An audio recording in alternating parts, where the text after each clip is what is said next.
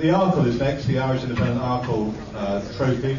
The hot favourite here is Noland, Winstanley. We'll start with you with Noland. Any value left at 9-4? And the second part of the question is, he's got unbeaten in his 2 runs. Do you think he's going to win? Well, he's betting 9-4, he's 11-4 with a few firms. Tell me why. It is 11-4 with a few firms, and 9-4 with some. So 11-4 is the best you can get. Nice if you could agree, Robert, for once, for Christ. Well, you want to take that? You want to take that, Mark? Because the best price on it in now is 5-2 anywhere. So can we have 11-4 tonight for the time? No, Mark. No. Come on, profits back into racing, Gary.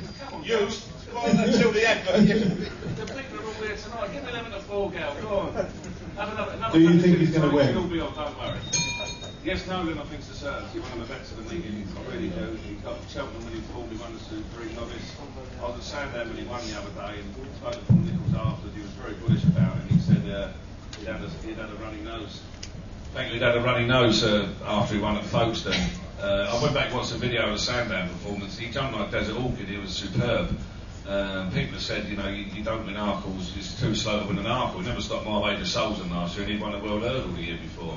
I'm a great believer in horses that got back in trip if they're good enough, and we all agree on one thing on this panel, and I've been in plenty of panels over in Ireland, that this is the worst Arkle we can ever remember, and it certainly is, and I think Nolan's a real good thing. Ruby Walsh on board. Maradiva's going to be used as a placemaker for him. You've got Mahogany Blaze in the race, who goes off as over Taxman's after him.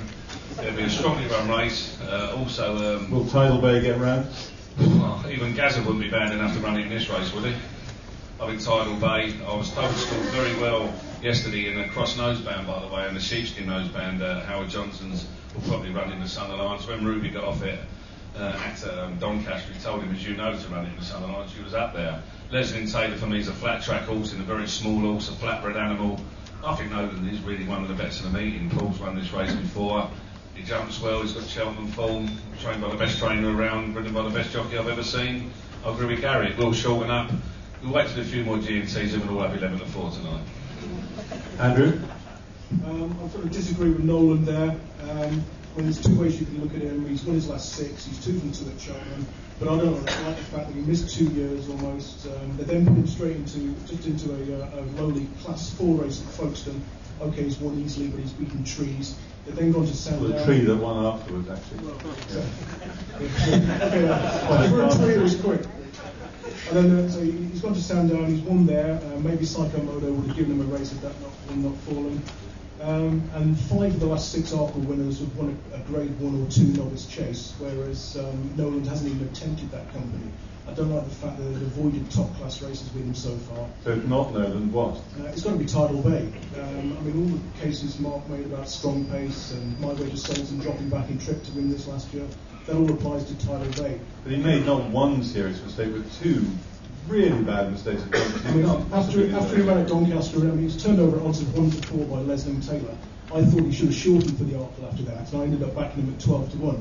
I mean, Doncaster's a speed track, flat track, fast ground. He was up against a horse in Leslie Taylor was running in his ideal conditions. He made a serious rick 2 out, and he still got within the neck. I mean, this is a horse who's won 6 of his 11 starts. He's finished second in the 5 others, beaten in a photo finish 4 times, including in the British Assurance last year. They're going to go like the Clappers, as Mark says, with Mahogany Blaze taking them along. Okay, he's going to make a rick or 2, but he hasn't fallen yet. And I think he's a huge price at 8-1 with the Towcester. So why won't Leslie Taylor just beat him again? Because Leslie Taylor's a flat track, fast ground horse. He won't come up the hill. So it's Well, 8-1 Tidal Bay. It's a cracking bet. Tidal Bay, trained by Howard Johnson. His horses are hardly in peak form, are they, Matt? No, couldn't have him on my mind, to be honest. I think he's the fencing equivalent to Cork All-Star. If you can't jump, you can't jump. Tidal Bay can't jump. He's too slow for 2 miles. He doesn't stay the Sun Alliance trip, so there's no race for him. You need to run an air chase for novices, and there isn't one. It's a bit of a shame, isn't it, that the race named after Arkle is probably the worst Grade 1 race at the meeting. I'm with the couch here. You know, I couldn't care less whether Nolan's had 2 years or 20 years off the track. The fact is, he's the class act of the race. He's won a Supreme Novices. You couldn't imagine any other horse in this race winning the Supreme Novices hurdle. He's jumped magnificently. He's gone round the railway fences as if they weren't there. And I think he's absolutely a class act. The other thing, you've got to remember, he made all just about at Sandown. He's not a front runner.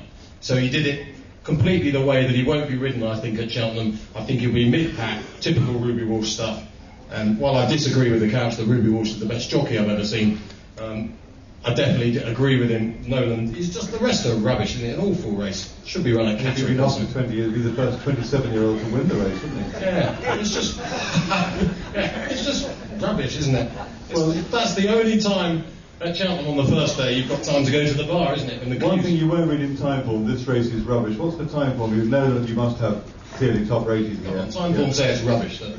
We're not far off. I mean, if you look at the average rating of the winner, they're miles off all of these. I mean, Nolan hasn't done it yet over fences, but he would in terms of he hasn't run in races where he can achieve a rating. But on his hurdling form, he's way clear of these.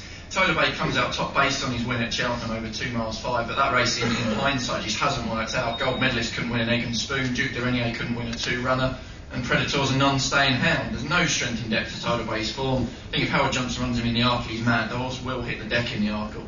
He'll make a mistake. They're like brush hurdles now at Doncaster, and he was making mistakes there. Going fast at Cheltenham, I think he's an accident waiting to happen. Clear round, I think Nolan's a 7-4 shot on form, and I agree with Couch and Matt. I think he's a certainty if he jumps around. Now, 11-4 is not going to be around, is it? Would Gary give us a say? Yeah, he won't.